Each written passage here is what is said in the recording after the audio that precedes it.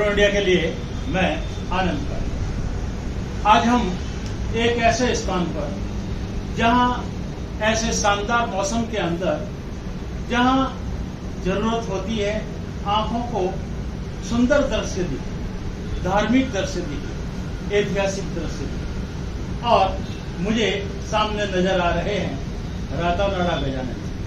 और जहां कोई भी शुभ कार्य करना हो तो जोधपुर का हर व्यक्ति वहीं आता है और अपनी मनोकामनाएं लेकर के आता है और वो सदियों से पूरी भी होती है। हमारे साथ अगर हम देखते हैं दूसरी ओर तो वहाँ हमारे जिसे हम ताजमहल के नाम से जानते हैं, लेकिन जोधपुर का जो ताजमहल दुनिया में अपना नाम रखता है वह है उमेद भवन पैलेस, चित्तर पैलेस। और जहां मैं मेरे दाईं ओर देखता हूं तो जोधपुर की शान, दुनिया की शान मेहरानगढ़ फोर्ट जो 565 वर्षों से हमारे साथ एक सजगता के साथ खड़ा है। और ऐसे स्थान पर हम यहाँ बैठ करके बात कर रहे हैं दिलीप जी से। और दिलीप जी नाम ही काफी है, एक ऐसे जहाँ रेस्टोरेंट की बात आती है। और नाम हम आप ही से जानना चाहेंगे, क्या नाम? स्काई रेस्टोरेंट के नाम से हमारा रेस्टोरेंट है, रूफटॉप और बैंक्वेट हॉल और एसी रेस्टोरेंट। अब ये भी हम जानना चाहेंगे कि आपने जब इतना ऊपर ये रेस्टोरेंट 6ठी मंजिल पर रखा है तो उसके पीछे का लक्ष्य क्या है? हमारा लक्ष्य एक ही था, ये जगह हमने जब ये पास में आलोकित की बिल्डिंग बननी थी तो इस बिल्डिंग के ऊपर जैसे हम गए तो हमने ये पुलिस छत देखे हमारे बच्चों के और हमारे बच्ची के तीनों के मन में आया कि पापा यहाँ पर ये अपन कोई नया काम करते हैं, जबकि ये रेस्टोरेंट टाइप में हमारा कोई कभी ना कोई इंटरेस्ट था ना कोई बात, सिर्फ बच्चों के ख्वाहिश के कारण हमने ये रास्ता चुना। और उस रास्ते में चुनकर हम जोधपुर की जनता को मतलब हमारी तरफ से हर शुद्ध शाकाहारी सात्विक भोजन और एकदम मतलब प्योरली वेजिटेरियन फूड उपलब्ध करवा रहे हैं, जो कि जोधपुर की जनता के लिए एक बेहतरीन खाने का स्थान है। आप खासतौर से ये भी बताइए कि जब इधर से उमेद भवन पैलेस नजर आता है, इधर हमारे जोधपुर का किला नजर आता है और उधर हमारे रातानाडा गजानन जी यहाँ दिखते हैं, इसके लिए भी आपने कुछ सोचा था? हमने इस बारे में सोचा था, जब इतने बड़ी प्रॉपर्टी थी और बिल्कुल ये एकदम से छत बनी हुई थी, बाकी सारा हमने ये डेवलपमेंट करके उसको सात में खड़ा किया। उस वक्त हम रोज काम कराने के लिए आते थे तो उस समय हमको ये सारे दृश्य नजर आते थे। मेरे इस रेस्टोरेंट से पूरा जोधपुर से लगभग 90% दृश्य आने वाले सारे मतलब ग्राहकों को यहाँ से नजर आता है। और ग्राहक भी यहाँ रूफटॉप पे बैठ के आनंद से शाम के समय खाना खाते हैं और दृश्य को देखकर आनंदित होते हैं। और लोगों के लिए एक सेल्फी पॉइंट भी है ये। वो लोग खाना खाने में तो इंटरेस्ट लेते ही हैं, खाना खाने से कम 10 गुना लोग फोटोओं में इंटरेस्ट लेते हैं। आप कहीं भी जाओगे, खाने के शौकीन और सोशल मीडिया के शौकीन एक भी व्यक्ति जोधपुर में ऐसा नहीं होगा कि जोधपुर मेरे रेस्टोरेंट से उन्होंने अपनी सेल्फी या अपने फोटोज नहीं उठाए। और इन फोटोज उठाने के लिए हम कोई चार्जेस, किसी प्रकार का कोई चार्जेस नहीं लेते हैं। और सिर्फ हमारे ग्राहकों को ये हमने एक तरह से बोनस के अंदर भोजन के साथ सेल्फी भी लें, भोजन के साथ अपनी फोटोज भी लें, भोजन के साथ अपना मनोरंजन भी करें। तो भोजन की ही बात आपने जब की और जहाँ जोधपुर की बात आती है, भोजन प्रिय भी है और साथ ही साथ जोधपुर का भोजन दुनिया में अपना नाम रखता है। तो सात्विकता की बात आपने की, तो यहाँ नॉनवेज की व्यवस्था तो नहीं है? नहीं, बिल्कुल साहब, एकदम 100% प्योर वेजिटेरियन है। और मेरे यहाँ जब खासियत आपको बता दूं कि 2015 में हमने ओपन किया था, 2023 8 साल लगभग हो गए हैं। 8 साल से मेरा स्टाफ वही था, जो पहले दिन स्टाफ था वही आज के दिन स्टाफ है। बाकी आप हिंदुस्तान के कल्चर में कहीं होटल व्यवसाय में चले जाओगे, आपको मतलब इतना लंबा स्टाफ कहीं आपको देखने को नहीं मिलेगा।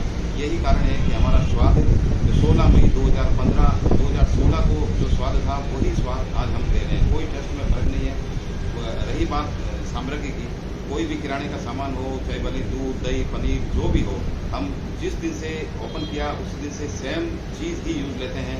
कोई भी चीज़ हल्की या कोई चीज़ रेट के कंप्रोमाइज़ नहीं किया है। कई चीज़ों में रेटें बढ़ती घटती है तो दूसरे रेस्टोरेंट मेरे को नहीं कहना चाहिए कि चीज़ के अंदर ऊंचा नहीं। एक ही रास्ता चुना है। जो पहले दिन हमारी मटेरियल खाने का था वही आज मटेरियल खाने का है। चाहे कितनी भी तेजी मंदी बाजार में आओ, इससे कोई फर्क नहीं पड़ने वाला है। हमारा पहला ध्येय ग्राहकों को सबसे बढ़िया खाना उपलब्ध कराना और स्वादिष्ट खाना उपलब्ध कराना। एक और बात हमने सुना है कि आप धर्मप्रिय भी हैं और जब धार्मिक गतिविधियों से जुड़े रहते हैं, तो ये कहा किसी ने हमसे कि आप करीब 400 दिन का एक उपवास वाला ऐसा कार्य कर रहे हैं जिसके अंदर 48 घंटे के अंदर आपको केवल 20 घंटे या 24 घंटे आपको भोजन करने के लिए और पानी पीने के लिए मिलते हैं, जिसमें 8 घंटे ही भोजन कर पाते हो। तो फिर यहाँ इतनी स्वादिष्ट वस्तुएं, इतनी खुशबू आती है, तो आप अपने आप को कैसे रोक पाते हैं? आपने ये सवाल मेरे लिए पूछा, इसका जवाब मैं आपको देना चाहूँगा कि धार्मिक होना एक स्वाभाविक है। अपन भारत राष्ट्र में हिंदू धर्म का ही एक अपनी अंग जैन धर्म में उसमें जन्म लिया है, तो क्यों न पीछे बची जिंदगी में कुछ धार्मिक कार्य करें।